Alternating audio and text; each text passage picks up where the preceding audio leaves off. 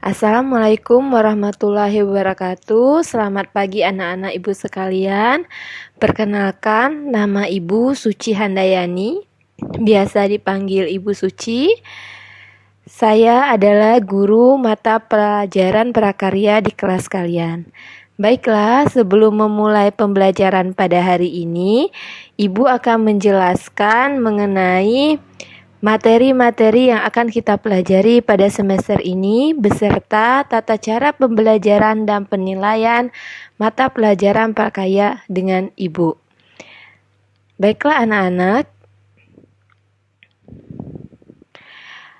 pada mata pelajaran prakarya semester 1 ini terdiri dari 6 bab, yaitu bab yang pertama kerajinan serat, bab kedua kerajinan tekstil, bab ketiga teknologi konstruksi miniatur rumah, bab keempat budidaya tanaman sayuran, bab kelima pengolahan bahan pangan buah segar menjadi makanan dan minuman, bab keenam pengolahan bahan pangan hasil samping buah menjadi produk pangan. Nah, adapun tata cara pembelajaran dan penilaian mata pelajaran prakarya dengan Ibu, yang pertama pembelajaran dilaksanakan secara daring. Sebelum memulai pembelajaran, akan ada link daftar hadir yang akan dikirim melalui grup WA-nya, dan siswa diwajibkan untuk mengisi terlebih dahulu sebelum memulai proses pembelajaran tersebut.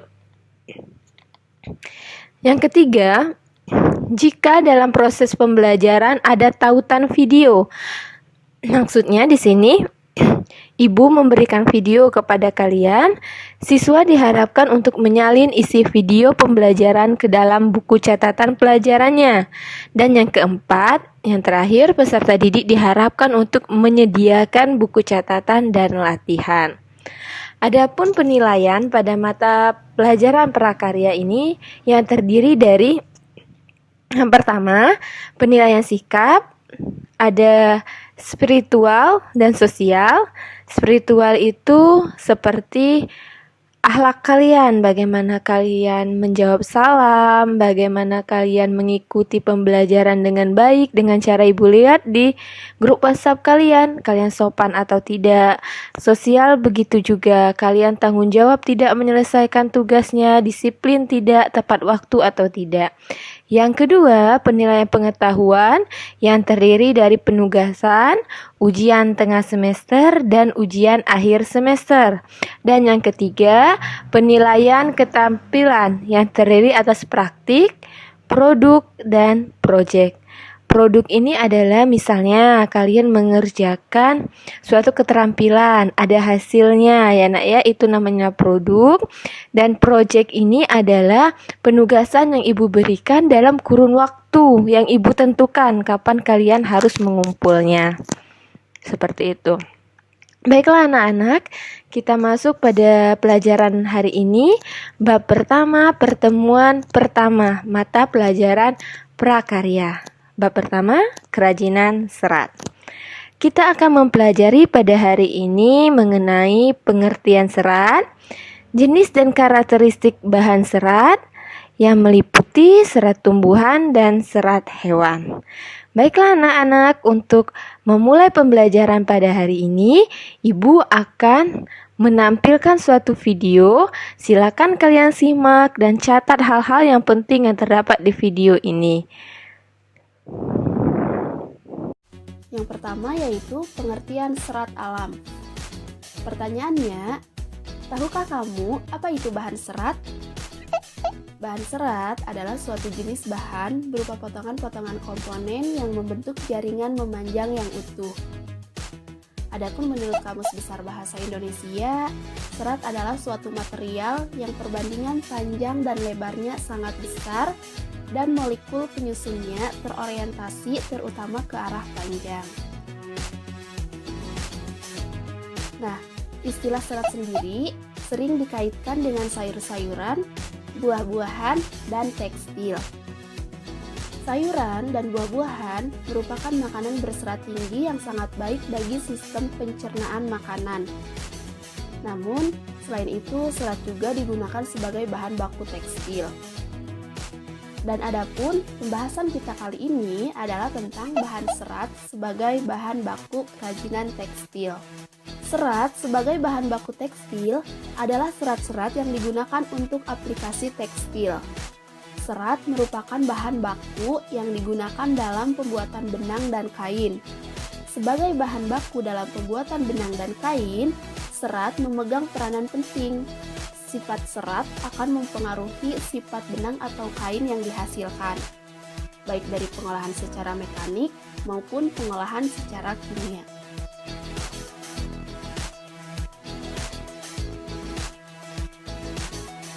Nah, sebelum lanjut ke jenis dan karakteristik bahan serat, kita tengok dulu yuk sejarah dan perkembangan serat alam.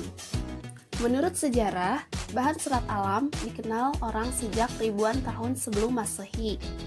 Beberapa bukti sejarah mencatat bahan serat alam sudah dipergunakan sejak tahun 2640 sebelum Masehi.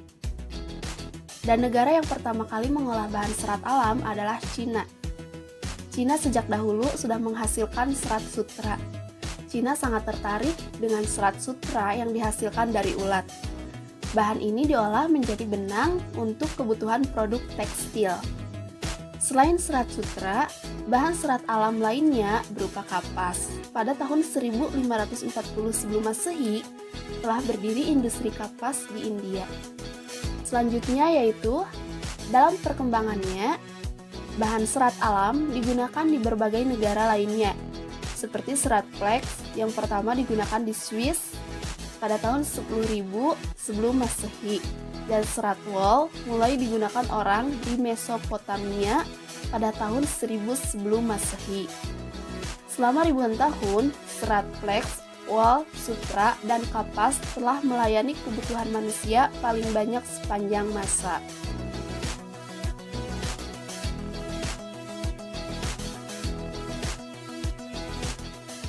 Oke, kita lanjut, yaitu mengenai jenis dan karakteristik bahan serat. Sebelumnya perlu diketahui bahwa bahan serat alam berarti berasal dari alam. Limbah serat alam mudah diurai dalam tanah. Bahan serat alam yang dimaksud adalah bahan organik yang tidak diolah kembali melalui proses dan penambahan bahan kimiawi sehingga keasliannya tetap terjaga dan diutamakan.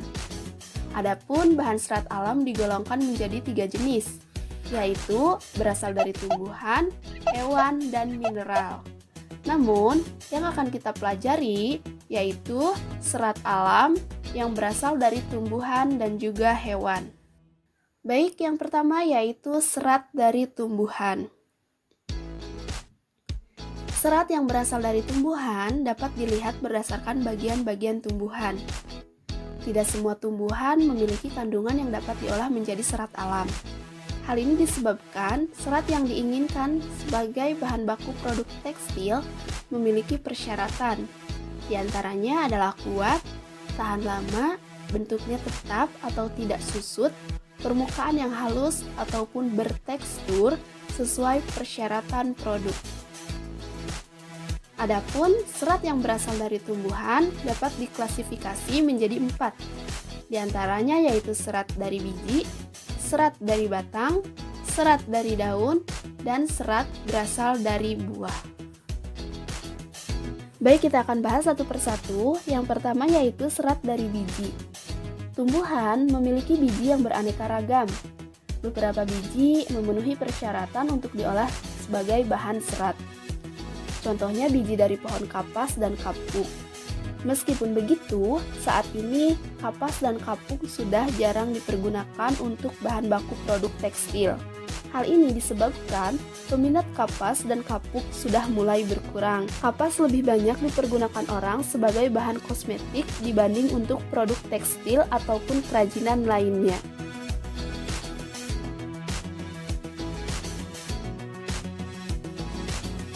Oke, next, yaitu yang kedua, serat dari batang. Setiap tumbuhan memiliki batang.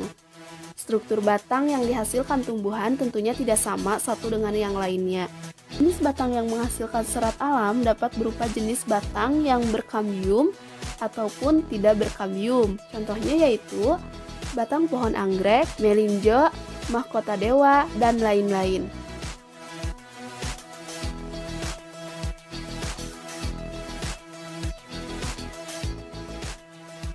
Kemudian yang ketiga yaitu serat dari daun. Tumbuhan yang dapat diolah sebagai bahan serat dari daunnya tidaklah banyak. Namun, banyak orang memanfaatkan serat dari daun sebagai bahan baku produk tekstil. Contohnya yaitu serat mendong atau purun tikus, daun nanas, daun pandan berduri, daun eceng gondok, dan lain-lain.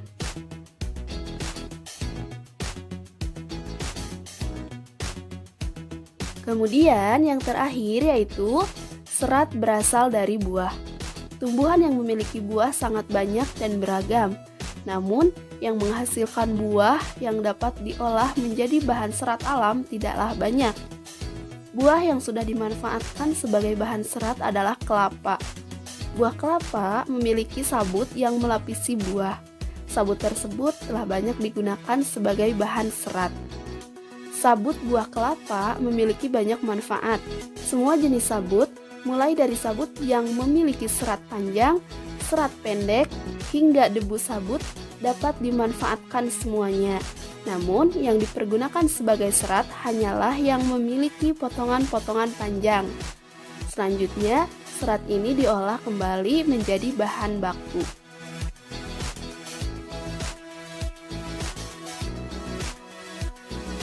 Oke, selanjutnya yaitu yang kedua, serat dari hewan. Tadi kita telah mempelajari yaitu serat dari tumbuhan, dan sekarang yang kedua yaitu serat dari hewan. Serat yang berasal dari hewan banyak disukai oleh negara-negara Eropa. Serat tersebut memiliki tekstur yang lembut dan halus. Sifat serat hewan menghangatkan sehingga orang-orang yang tinggal di daerah musim dingin sangat memanfaatkan serat ini. Bagian hewan yang dimanfaatkan seratnya adalah bulu. Bulu hewan yang paling banyak diolah sebagai bahan baku serat produk tekstil, diantaranya stapel dan filamen. Baik, yang pertama yaitu serat dari stapel. Stapel merupakan serat yang berbentuk rambut hewan yang disebut dengan wool. Contohnya domba, alpaka, unta, kelinci, dan lain-lain. Adapun rambut hewan yang paling banyak digunakan adalah wool dari bulu domba.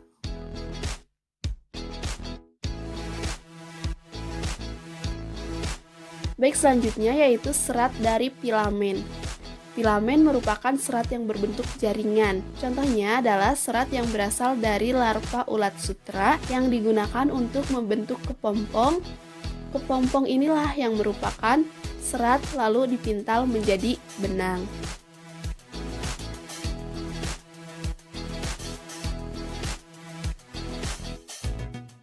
Nah, adapun karakteristik bahan serat alam yang menjadi perhatian adalah pada permukaan seratnya seperti kehalusan, kekuatan, daya serap, dan kemuluran atau elastisitas.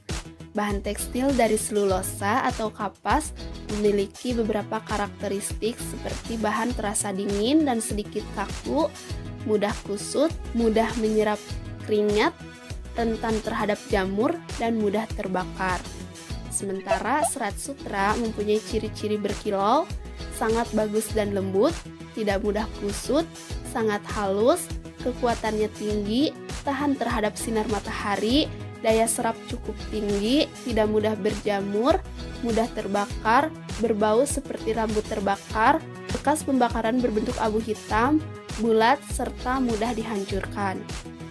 Adapun serat wool mempunyai ciri-ciri agak kuat, tidak berkilau, keriting, kekenyalan tinggi, elastisitas tinggi, dan merupakan penahan panas yang baik, tahan terhadap jamur dan bakteri.